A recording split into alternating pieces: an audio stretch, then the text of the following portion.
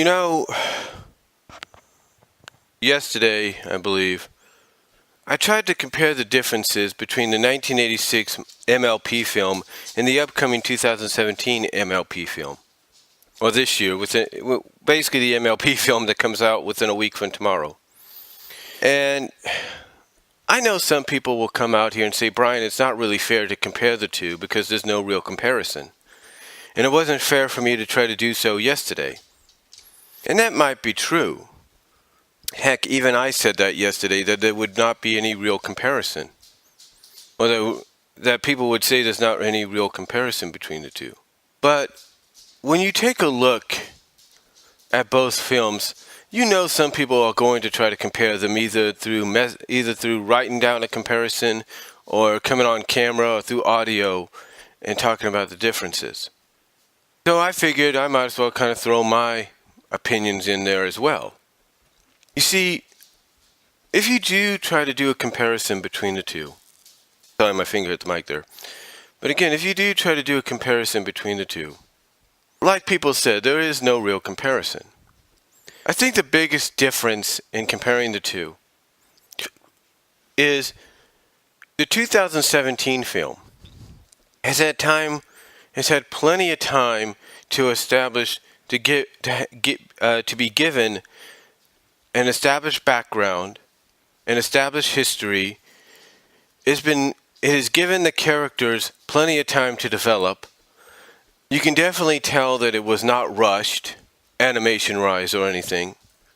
You could tell that a lot of love, time, and devotion was given to it. And another big difference is it's not serving as a theatrical series pilot for an upcoming syndicated series, which had a mini-series that served whose first 5 episodes served as a follow-up, if not a sequel, to said theatrical film. You could tell that more care and effort was put into this. There's probably the biggest difference between the two. Another big difference as well is the fact that you're not focusing, you don't have any human-like characters involved. You don't. Your focus is not on a young girl and her 2 younger siblings. Your focus from an antagonist point of view is not on 3 human witches. Instead, your focus is on what it should be. The main cast of characters that are the ponies. That's the biggest difference. And like I said, one of the biggest differences between the two is you have given plenty of time to these characters beforehand. You have spent basically 6.5 to 7 seasons establishing who these characters are, who the families are, establishing their histories, giving them plenty of development as characters, and overall giving the show as a whole plenty of background and history and backstory that is necessary for even the common moviegoer that might go and see it themselves, that once they see the film, they could pretty much pick up on. So that right there is the biggest difference. Because when you go back and look at the 1986 movie, it was released, I should say, basically off the heels of 2 primetime specials. That's all it was released. That's all it was coming off of from a story perspective. From a story perspective, background perspective, character perspective, and all that, it really wasn't coming off of much. It really wasn't given much. Instead, it was given very little, if not even that, and it was coming off, like I said, the heels of 2 primetime specials. And as I said, the other thing that hurt it the most, I believe, was the fact that you didn't have an established core cast of pony characters. The one thing about My Little Pony Friendship is Magic is we have an established cast of characters. People know who they are. Twilight Sparkle, Rarity, Applejack, Fluttershy, Pinkie Pie, Rainbow Dash, Spike. They all know who they are. And true, 3 of the names out of that group are references of the original G1 characters from the movie and Rescue from Midnight Castle. And that's great, because and that's great because maybe that's going to attract in the older audience that grew up with G1, and it does. But the fact is, when you take a look at those 6 to 7 characters, and then even some of the characters associated with them, like Princess Celestia, Luna, Princess Cadance, at least you have a better understanding of who these characters are. And even if you're new to the Friendship is Magic franchise, and like I said, you're that casual moviegoer that wants to go and check this movie out of interest, it might intrigue you enough to check out more about it. Another big difference as well, believe it or not, is personality. Yeah, is identifiable personality. One thing a lot of people complained about with the original G1 is that even though it was very popular and very over, don't get me wrong about that, what people complained about most about it is, even looking back on it now, the one thing people complained about it was all the ponies, despite the different color schemes, maybe their hairstyles and cutie marks, they all looked the same. They all looked the same, and at times even acted the same. Now you might say, well, they tried to give them diverse personalities. Hey, I'm not denying that. I'm not denying they didn't try to give them diverse personalities. But they didn't do a very good job in doing so, if that's the case, because all of them acted pretty much the same. You want to know the one incarnation of My Little Pony that got it right?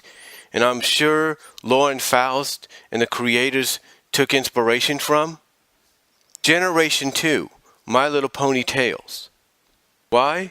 Because at least there, they were trying to give the characters distinguishable and identifiable personalities and characteristics. That's what they were trying to do. True, it didn't last as long, maybe, as the original G1 series, or last as long as this series has been lasting, but at least they tried. And I've even thought about this myself, and I think I said this yesterday during my lunch break when I talked about this, that had Hasbro done a movie maybe based on that, even perhaps with just a short season or not, or even more so if they decided to give it more seasons, which they didn't, people would have been more attracted to that movie and more favorable to a movie based on that than they are the Generation 1 movie, because at least the characters have personality. You can identify them. You can tell who's who and what they're about. And again, that's why I think some inspiration for Generation 4 was taken from. But yeah, but getting back to what I'm saying, that is probably one of the biggest biggest negatives that people have had about Generation 1, is that despite the fact that Hasbro tried the best to give these characters distinct personalities and all that, they didn't do a good job, because pretty much they were all the same. They were all the same characters. All they had was different color schemes, and that was it. Different hairstyles and color schemes, and that's it. Here, it's not just the main 6 or 7 cast, if you will, but it's all characters associated with them, from the princesses to characters like Starlight Glimmer and Trixie, Discord, even characters you don't see for a while like Tenderfoot or Zakora. They're all given established, that the moment you see them, all right, they pretty much have established backgrounds, personalities. You can identify with them to a point that you want to see more of them down the line. And that's pretty much what works in the favor of Friendship is Magic over G1, and what's working in the favor of the movie.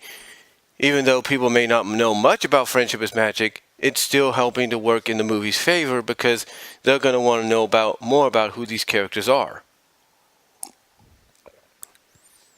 And that's what they're going to want to see. They're going to want to see why top movie actresses or top actresses like Christine Chenoweth, Emily Blunt, Ty Diggs, why a pop culture singer, like a singer like Psy, why they're talking so positively about these characters and about the involvement in the movie with said characters. They're going to want to know more about it. They're going to want to know more. Because to the casual moviegoer, it makes it sound like these pony characters have more to them than they would have thought. Unlike the original 86 version. And again, like I said, the biggest difference, and even Brad Jones in his cinema snob persona pointed this out. The biggest difference between the two is the time and effort put into the film. The film is not serving as a theatrical pilot. Thus, it's not given a limit of 10 to 12 weeks. Instead, it's been given plenty of time since 2014, 2015, to be developed, to be created. It's been given over 2.5 years of time, almost 2 years to be created. It's been given plenty. I'll say this, it's been given about 2 to 3 years to be developed and created. It's been given that decent amount of time. Alright, it's been given that decent amount of time. Unlike the original 86 film. And another big difference, like I said, I pointed this out in my lunch break yesterday. Another big difference is this is not serving, like I said, this is not serving as a theatrical pilot, but it's more so serving as a bridge, if you will. Yes, the movie's coming out basically about a couple weeks, I'd say, 3 weeks before the season 7 finale. Okay, I get that. And I can understand that. But even so, if you take the season 7 finale out of the equation, this movie is pretty much serving as a bridging gap between season 7 and season 8. That's what it's doing. It's serving as a bridge to gap the hole between season 7 and 8. Pretty much this story, this adventure that the characters go on takes place between both seasons. It's like after you got the Pony of Shadows thing done, it's like here's the next adventure, but it's going to be one you got to see on the big screen. That's all it is. It's kind of like with Transformers the movie 1986. When that came out towards the end of season 2. And that bridged the gap between season 2 and 3. That's what it did. It bridged that gap. It bridged it because this way you got to know who the new characters were going to be, along with some of the established characters, even though they were taken out of the equation early. You got to know who some of the new characters were. You got familiar with them. And thus, serving as a bridging gap between both seasons, when you went into the third season, you were at least able to know who they were just from seeing the movie. It's the same here somewhat with My Little Pony. The 2017 film serving sort of as that bridging gap between both seasons, you kind of see that. Because yes, guess what? You're going to have a sea pony in season 8. So there's your bridging gap. So there's proof right there that you're having a gap, that this movie is serving as a bridging gap between both seasons. Because one, it's primarily going to focus on the main 6, which it should, but it's also going to focus on some of the newer characters as well, so that if those characters make a comeback later on in the series, you'll know who they are. Like if Kappa makes a return, or Tempest makes a return, or Queen Nova makes a return, or Skystar makes a return. You'll know who they are. You'll know who they are right off the bat. Oh, Captain Calamio, I think that's her name, makes a return. You'll know who they are. You won't have to worry about asking who's this character. You'll know who they are. And you'll know why they have a history or a friendship or a bond with said characters. You'll know who they are. And that's the biggest difference between both films. Yeah, like I said, End of Flood of Valley tried to follow up on the movie. But the thing is, you didn't, and you knew who the witches were from that. And you probably knew who some of the pony characters were. Or maybe, even though I think there were slight changes in the pony characters, in the cast of pony characters, even with the End of Flood of Valley follow-up. Like I said, even though there was maybe a change in the cast of characters of ponies in the End of Flood of Valley follow-up to the movie. The point is, what I'm getting at, the point is you'll know who the characters are, a majority of them. More so than you would the characters that were followed up on from the 86 film. The point is, you'll know who they are. And another difference as well, and this is one thing that favors Transformers the movie somewhat from 86 a lot, is that even though you know this movie is based overall on a toy franchise, and that one of its primary focus, well, sort of primary focus, is to sell toys. The one thing that I think it has in common pretty much with the original 86 TF movie is even though your focus is to sell toys, you also have a good story behind it. Yeah, you have a decent story. When you take away the whole, primary focus sell toys kind of deal away from the equation, you pretty much, and you look at the movie as a whole, you pretty much have a decent film. That's what you have. You pretty much have a decent film. When you, like I say, you take the whole, reason we're doing this is to sell toys equation from, portion, basically, like I was saying, if you take the whole, we're just doing this to sell toys equation away from the film, or you take that portion away from the equation, I should say. I know, easy for me to say, it's early. It's about 8:41 right now. But like I said, if you take that part away from the equation, and you look at the movie as a whole, as just a movie, even if it's based on something, you see a decently good story. Same with this film. You see, the 2017 film, if you take away some of the aspects of, it's to promote toys and stuff like that, you see what I've mentioned before. You see a decently, if not very good, animated feature film. A feature film that's going to attract even the casual moviegoer who's going to look at it and know, okay, it's based on My Little Pony, on the My Little Pony franchise, but may not know it's connected to a series and just look at it as an original animated film, not really connected to anything except it's based on toys. And that's it. And by knowing that, they'll look at it and they may, like I say, know it's based on toys, but they'll probably overall see a decently good story, if not a very good story. And even the casual moviegoer that may not know about My Little Pony as a whole, period, will walk into it and see possibly a very good original animated feature film. Because that's how it's being presented. It's being presented as, like I mentioned earlier, like I've mentioned before, it's being presented as, kind of down the middle. It's like, and what I mean being presented as down the middle, what I mean is it's being showcased as a movie. It's being presented as a movie based on a hit show, and on a hit show like Friendship is Magic, and it has all this, and it's a movie being made for the fans, and then everything that know that, looking forward to going and seeing it. But on the other side, it's also been made and perfectly balanced to be presented as if it's an original animated film, not connected to anything.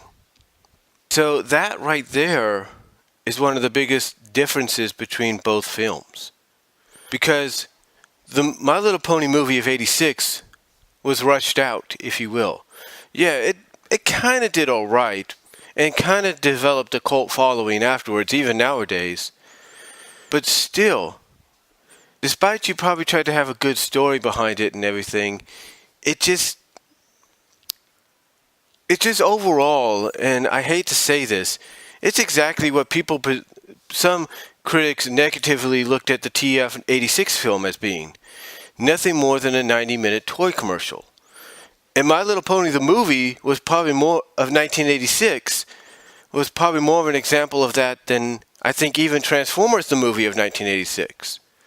But when you take a look at the 2017 My Little Pony movie, you could see that yes, it's to sell toys, but you can also see that it could be presented as not being connected with anything and look at it as possibly being a beautifully animated you can look at it as being a beautifully animated original motion picture that you can take your family to and enjoy, or you can enjoy yourself. So overall,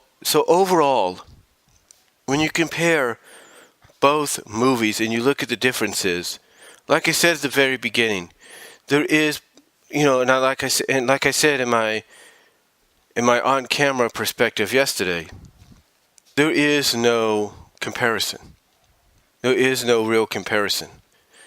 A lot of people will tell me that there is no real comparison. And that's a fact. There is none. There is none. And I think that's what some people who are kind of worried about seeing this film in theaters, or who want to hate on this film, period, they have to realize. This is not like 31 years ago. There's a lot more depth and care and emotion and all that put into this film from top to bottom. And that right there is probably the biggest difference. So that's all I'm going to say, I guess you could say, on this audio video AV follow-up on the difference between both films. Let me know what you guys think down below. Comment if you like, and I'll talk to you later.